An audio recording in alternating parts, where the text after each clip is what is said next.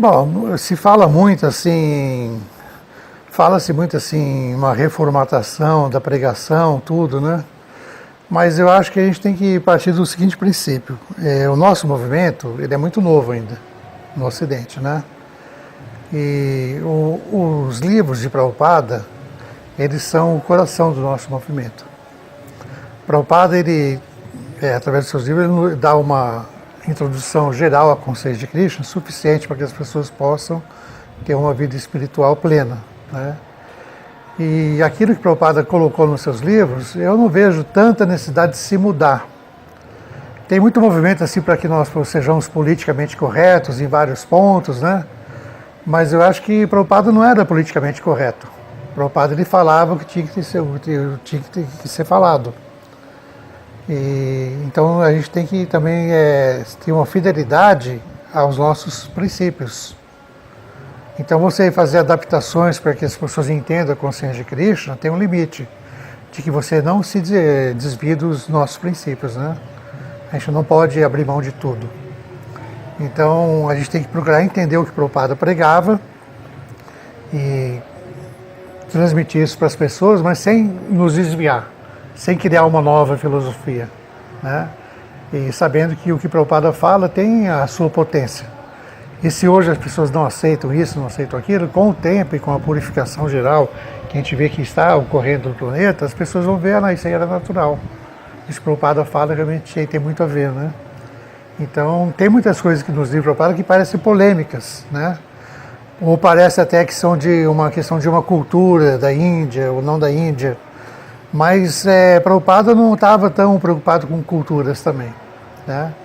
Ele foi também muito liberal nessa parte de cultura. Às vezes ele permitiu que devotos pregassem usando barba, ou sem usar dote, o santa mesmo de roupa comum, ele mesmo que autorizou, né? Mas sem comprometer a nossa filosofia. A gente tem que tomar muito cuidado com isso que nós chamamos de formatação, novo formato. A gente não pode perder o conteúdo. Então qualquer tipo de reformatação do santo, da pregação, tem que levar isso em conta. Então o nosso conteúdo básico é que nós somos almas espirituais, servos eternos de Krishna, né? Então esse conteúdo tem que estar sempre presente ali. E que nós também temos uma tradição de um Siddhanta Gaudiya Vaishnava.